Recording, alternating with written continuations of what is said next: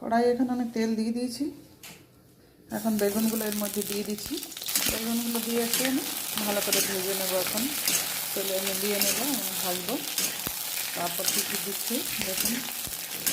বেগুনের একটা অন্যরকমভাবে সবজি বানানো হচ্ছে। এটা ভাজার মাধ্যমে একটা সবজি হবে। কয়েক টুকরা রসুন দিয়ে দিচ্ছি। রসুন, একটা পেঁয়াজ দিয়ে দিলাম এর মধ্যে। একটা পেঁয়াজ, একটা টমেটো, একটা সবগুলো একসাথে আমি ভালো করে ভাজতে থাকবো। কাঁচা লঙ্কা কেটে দিয়েছি, তো কাঁচা লঙ্কা কেটে দিলাম। পুরো আঁচে বসিয়ে দিয়েছি। এর স্বাদ অনুসারে আমি এখন নুন দিয়ে দিলাম। স্বাদ অনুসারে নুন দিয়ে দিলাম। তো একটা লঙ্কা গুঁড়ি একটু দিয়ে দিচ্ছি, একটু হলুদ দিয়ে দিচ্ছি এর মধ্যে।